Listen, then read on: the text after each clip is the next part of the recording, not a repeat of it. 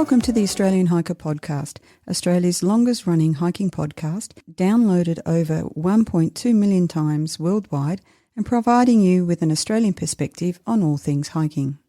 We're your hosts, Tim and Jill Savage, coming to you from Ngunnawal and Ngambri country. In today's episode 316 of the Australian Hiker Podcast, brought to you by Keen Footwear, we're going to talk about base camping. We hope you enjoy.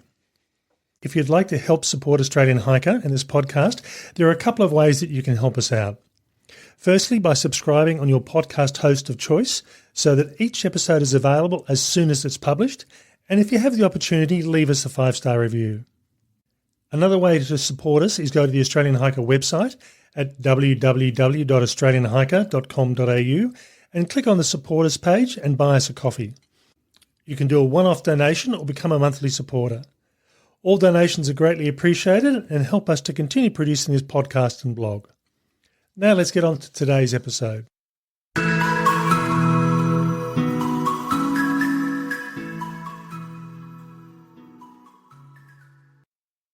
When we think about hiking, there are two pictures that typically come to mind. The first is moving from place to place over multiple days, carrying everything on our backs, sleeping in a small tent, then moving on and repeating the process the next day.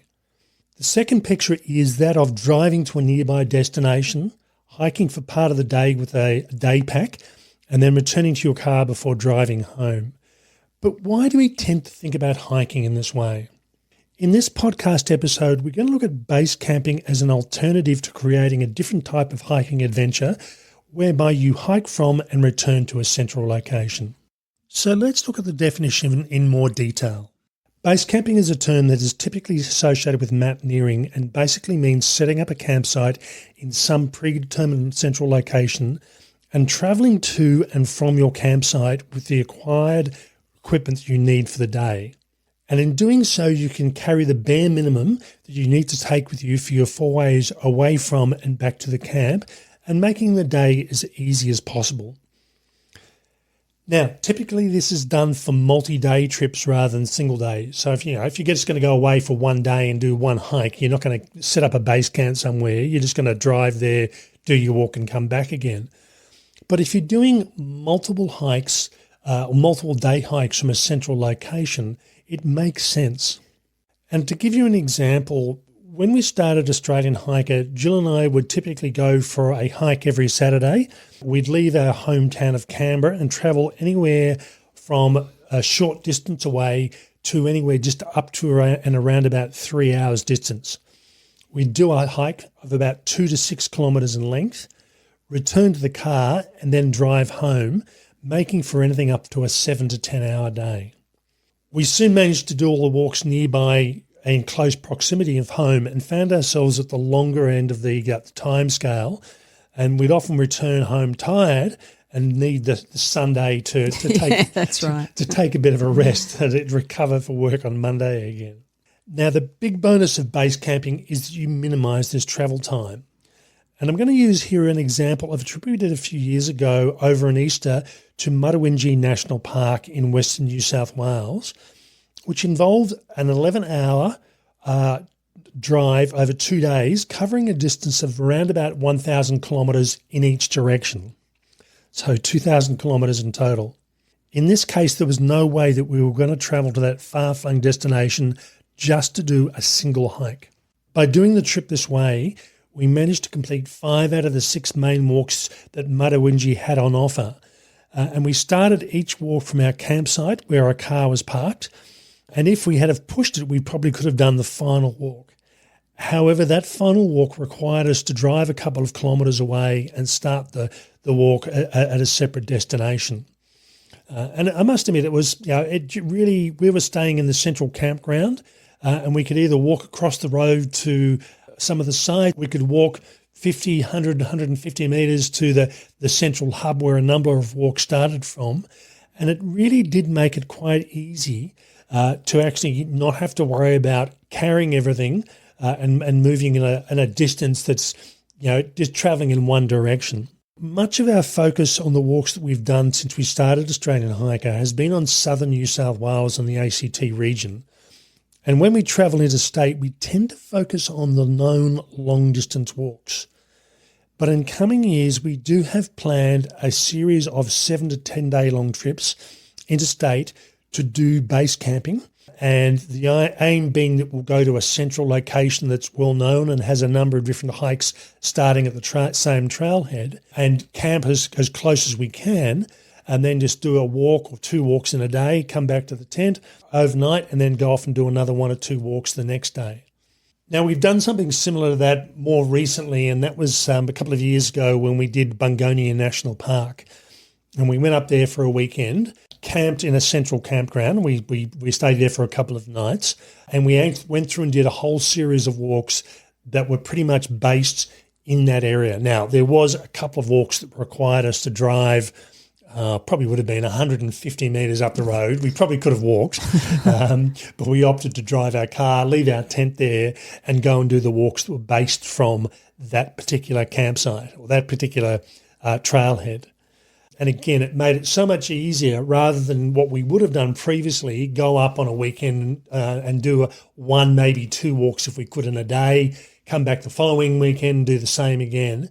And in all honesty, it probably would have taken us 4 weekends to do the same thing we did in a couple of days, but all for the sake of a couple of nights worth of camping, made things much easier. Yeah, and it's an interesting one because there are so many different sites, whether they're reserves or whether they're national parks, that do accommodate this kind of camping as well, base camping, and they deliberately position the campsites almost in the middle of a whole range of different walk options. Now, regarding base camping options, we've come up with what we've determined, and again, it's purely our view, no one else's, 4 different options to go through and do base camp walking. The first one is probably the most unique, I suppose, and that's the glamping option. This is travelling to a destination and staying in commercial accommodation. Now, whether that be hotels or motels, Airbnb or a homestay option, this is a bit more of the glamping. You come home at the end of the day, you've got a bed and a TV and a shower and a glass of wine and a flushing toilet. And you may well have restaurants or cafes that you can go nearby to have a meal out. This is certainly a more expensive option, but it means that if you go to a destination, what you are doing, and the big benefit of this type of camping or this type of hiking is saving the travelling time. And for us, we've gotten to a stage now where we still do have some walks that are fairly close in, but a lot of our walks are now to a stage where we're almost up in Sydney or we're almost on the far south New South Wales coast, and it really does involve a weekend just to do 1 or at best 2 hikes. So going down for multiple days means we can get quite a lot done and save ourselves all that additional time. The glamping style option is going to cost you a bit more because accommodation in a commercial campsite or even an Airbnb is a lot more than setting up a tent somewhere. But it is an option and it's a valid option. Now we move on to the camping options, and we've broken this down into 3 separate options. And the first one is using your hiking gear. And we call this small format camping option. This means you're using whatever hiking equipment you have. So if you've already owned your own hiking gear, you're not going to have to purchase anything else.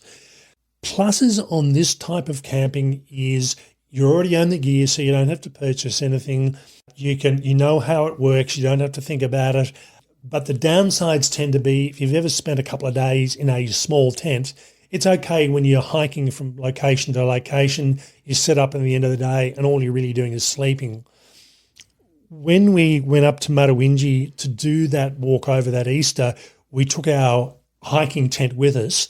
Even though it was winter, it was very hot still, and there were a lot of flies, and so we were in the tent in the afternoon to escape the flies because we weren't moving anywhere, and it was baking. It really was.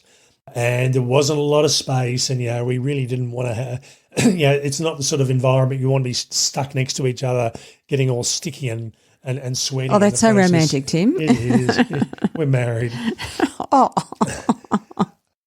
This is probably the main way that people tend to do this. If they're just doing this occasionally, this is probably the best way to go. I think the main plus is that it doesn't take up a lot of space. No. And so if you've got a small car, driving. Or a motorbike. Or a motorbike, exactly. So, you can be mobile and you can go to some very remote places and you're not carrying a lot of gear.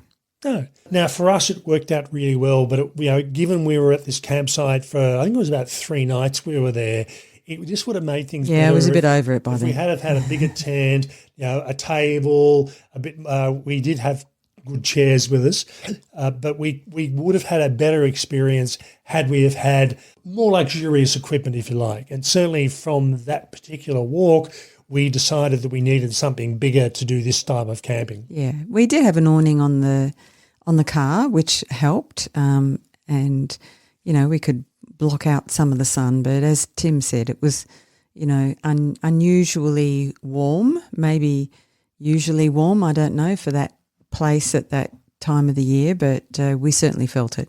The next option from a camping perspective is hiking gear using large format gear. Now, again, you're using hiking style gear. And what I mean by hiking style gear usually tends to mean compact, but not always. But it folds down to quite a small sort of pack or a small sort of space. It's very lightweight in the materials they use. The poles they use are very lightweight and high-tech. And as an example, we do own a couple of large hiking tents, and one of them is a hiking style of large format tent. It's a 6-person tent and it weighs 6.5 kilos.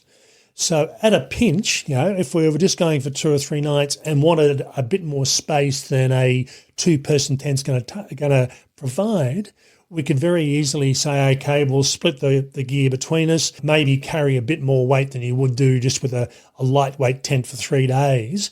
But, a 6.5 kilo tent isn't going to add a huge amount of additional weight to your pack. And I think it's still possible to go hiking for 3 days with a large format tent, even with things like the larger tent, a small table and some chairs, and still keep your pack under 20 kilos. I wouldn't want to be hiking 20 kilometres into the destination. No. But certainly if you've only got a couple of kilometres to go in, I think I'd definitely be looking at the larger tent. Yeah, that's right. That's right.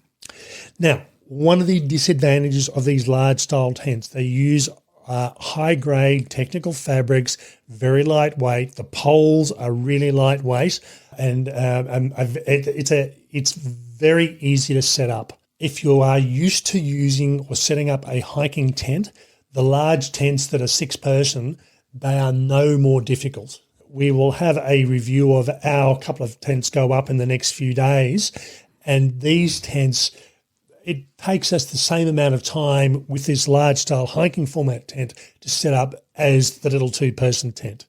Yeah, I think half the battle is working out which bits go where. The first time is always the longest. There's a lot of confused faces. And we are people that don't read instructions. So go and advertise that one. Yeah, but it's exactly the same process of setting up one of these tents that it is setting up just a little 2-man or 1-person tents. The other type of thing you can do with this as well, I mean, you might only be 2 people, so why would you possibly need a 6-person tent? But if you're going to be staying in a location for 2 or 3 or 4 nights and it's raining, the last thing you want to be doing is staying inside a little 2-person tent, lying down for 3 days when you're not hiking or not out and about.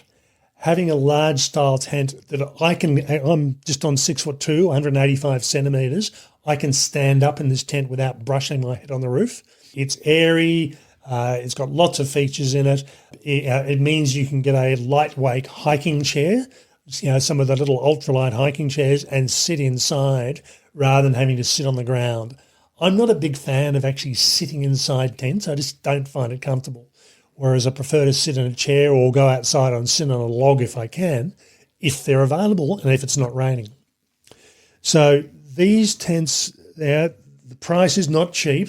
They're probably some of the dearest 6-person tents on the market, but you get all the additional features and the lightweight that comes with them, and they really are a good option. And for me, if I'm only going somewhere for 2 or 3 nights or 4 nights, this would be my tent of choice. Yeah, that's right. Yeah, and it is quite a comfortable kind of tent. 6 person sounds like a lot, but I'm always a little bit sceptical when I read the specs of tents and they say that it will take this many people or that many people, and you get inside and you go, I don't know how you're going to do this, but anyway. If you think about it, your 2-person tent, typically your 2-person tent means 2 people, and you might be able to spread your gear around the edges and that's about it. A 6-person tent, yeah, you can actually fit 6 people in there. But nothing else. But God forbid if you're the person up the back and you need to go to the toilet in the middle of the night, everybody's got to move. Realistically, comfortable, if you're there for multiple days, I'd say probably 4 people is where you're probably looking at. That's right. That's right. But that's the same with whatever brand of tent you're looking at. They say 6 people. Yeah, 6 people, there's no space in there at all. Yeah, yeah. If you've listened to this podcast for any length of time, you'll know that I'm obsessed with hiking footwear, driven by the difficulty in finding that perfect fit for my size 15 feet. While Jill's feet fit within the size norm for female hikers, she also has wide feet, and this is where Keen footwear comes in. Keen footwear has been around for many years, with the Taji model providing the backbone to an ever-expanding range. The current Taji 4 model was voted one of Time's best inventions of 2024 and sets a new standard in performance and sustainability through its robust, eco-friendly construction. Taji has a boot or shoe option for just about every outdoor adventurer, including those with bigger feet, providing a supreme level of stability and protection against the environment and giving you the confidence to go wherever the trail takes you. If you haven't considered Keen footwear as a hiking option, maybe it's time that you did. Okay, now we look at the last of the camping options, and that's the car camping gear. Most people will be familiar with these large canvassy looking tents, and again, it's not always canvas, but that's what they look like. And some of them are canvas, some of them are using more modern, up-to-date materials. These tents, there's lots of pros and lots of cons about them. We also own a 6-person car camping tent, and the benefits of that are they're probably a bit more durable. We found that it's a bit more thought in having to put the thing up. Supposedly you can get this thing up in minutes. Yeah, you can do. But then by the time you attach the fly and peg it out, it's probably about a 20-minute trip. Whereas the hiking format, large format tent is much easier and quicker to put up. Yeah, when we first put our big tent up, it did take us a bit of time, and someone walked past and said, "Oh, you've got one of those. How long did that take you?" We went, "Not the 2 minutes that it says in the instructions," and they said, "No, that's right." We found that too. Yeah, and I think that's the thing. As I said, it surprises me with my large format hiking style tent. It was pretty much the same time as it took me to put up my normal 2-man tent, but this camping style tent, again, it's 20 minutes, and that's you obviously will get better the more you use it. And it's heavy. It's heavy. Now, heavy to put up, yeah. When we say it's heavy to put up, the tent weighs just over 20 kilos. Mm-hmm. Now, I'm a large male. I weigh around about 100 kilos, and that's not a problem. I didn't notice you carrying that tent anywhere, Tim. I was supervising. But, if you imagine if you're a 45-kilo female trying to set this thing up, as long as you don't have to carry it anywhere. Well, if you had a good friend with you, they would help you carry it. They would. But you wouldn't. And I think that's the thing with these sort of style tents. I know people who do this sort of hiking on a regular basis will get the little collapsible trolleys, which means all you've got to do is get this thing out of the car. So, which means the hardest thing is probably getting it back into the car again at the end. Yeah, that's right. And it's the sort of thing that the big bonus of this is they're probably half the price of the large format hiking tents. Yeah, that's right. So, it was noticeably cheaper, but it is a heavier tent. You're paying for it with weight. When we tried to pack this thing back into its bag at the end of the weekend, it had been raining for a couple of days, and it was, yes, we were new with putting this thing in and getting it back out again. Really, it took us until we got it dry and managed to work out exactly meticulously folded it and wrapped it, and Yeah, there is a way this tent goes back in there, and there is one way, and that's about it. Whereas the hiking format sort of tents, you stuff it in like you would a normal tent, and it fits back in its little bag quite happily. So, one's going to save you price, but it's going to pay for it in weight and ease of use. The other one's going to cost you more. So it's a matter of what are the priorities. And I think the other thing is it depends on how long you're going to have it up. So, if you were going to do a week's worth of camping and doing trails in and out, the bigger tent and the heavier tent was probably worth it. And it has other features, like it keeps out the sun and the heat's a little bit better and so on. So it really does depend on what you were planning to do. Yeah, and for us, probably if we're going to have it up to sort of 6-7 days or more, this would be the one we'd opt for. It's not the sort of tent you want to take away for one night, even if there's 4 of you. We'd much rather use the other one. But it'd be 11 o'clock in the morning before you get away. yeah, and as Jill said, this tent has a lot of good features. It's got built-in lighting. It doesn't matter. You can't tell if it's light outside, so you're not going to get woken in the middle of summer at 4:30, 5 o'clock in the morning as the sun's starting to come up. It's got a lot of benefits for it. But for us, we really choose which tent we're going to use. And if you're only going to be doing this once a year, go for the cheaper option. Weight may not be the bigger issue. But again, this is not the tent we're going to carry 2 kilometres into the site and start working from there from a base camp perspective. We'd use the other large format or the hiking tent. So again, choice is yours, and this is really where you need to decide what you're actually going to be doing. Now, from a logistic perspective, one of the things I'd say here is just because you happen to be setting up in a central location and walking away with a day pack and coming back each time, you still need to consider the logistics. Is there a toilet facility available? Is there, and it might be a composting toilet or a flushable toilet, whichever you prefer, that's fine. You find that a lot of the campsites we're used to here in Canberra, there's a location we can use as a central base camping point that has gas barbecues. Now, pretty much these days, gas barbecues are free because it's cheaper than having them vandalised or have to go and collect the money out of them. So you can actually go through and do your cooking all on a gas barbecue, and they're generally in good condition and undercover. So it means you may not necessarily have to take your hiking stove or your camping stove. Well, it depends also how busy the site is as well. If there's a lot of people that frequent the site, then, if you're relying on the local facilities, you might have to stand in a queue at some point. Yeah, so have a look at the logistics. Just because you're doing a centralised camping style and not moving, it doesn't negate the need for planning. So cooking facilities, toilet facilities, what other facilities are there? If you're staying in a public campground, how many other people are around? And it might be that you want a solitary experience, and choosing a site that might be a couple of kilometres into the bush gives you a bit more privacy. But depending on where you're going to, that may not be an option. Really setting up something like this, have a think about where it is and what you're going. Don't forget about the planning style of things. One other thing I'd also mention as well is food in relation to the different styles of camping we've mentioned. If you're going somewhere for just a single night, it doesn't matter so much. You can bring a small freezer bag with a freezer block in it, and you can bring steak and chicken and cheese and pate and all sorts of really lovely food because you'll get away with a day.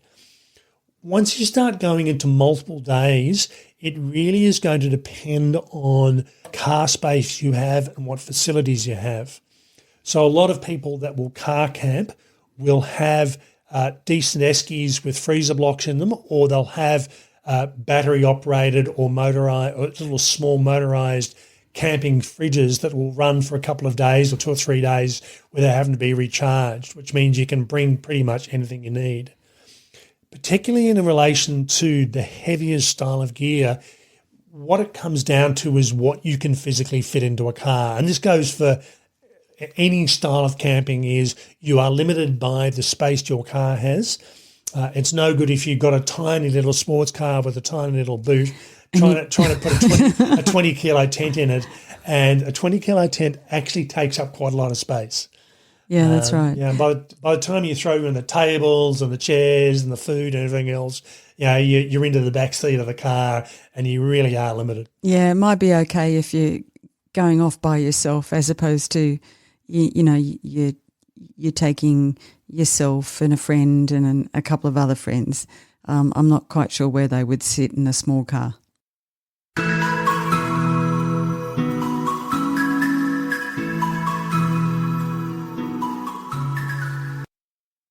Just to wrap up this episode, the thing to remember is there's more than just one option to get you out hiking. Now, while camping along trails where you start and walk in a fixed destination, you are doing it. That works well, and you know you're moving from campsite to campsite each night. If you're doing a series of walks where you can stay in one central location and branch out from there, it means you're not having to carry the tent with you and your cooking gear and your sleeping gear out with you on the hike every day and then come back in again. That stuff can stay back at the campsite, and it means you might even have a short car ride to where you're going. But in all honesty, it makes sense to set up a central base to work from. But just how you go about it doesn't necessarily mean you have to purchase any new gear. And in all honesty, I'd suggest you don't. If you only ever do this once a year for a couple of days or 3 days where you're doing this, go with whatever gear you've got, your camping gear, and it may not be perfect, but it'll suit you well. Yeah, that's right. And it'll be familiar to you. If, however, you are doing this on a regular basis, then it's time to start thinking about getting the larger format gear, whether it be the larger format hiking style gear or the car camping gear, just to suit the style of camping that you're doing. We hope you've enjoyed this podcast episode on base camping, brought to you by Keen Footwear. That's all for me. Bye for now. And bye from me.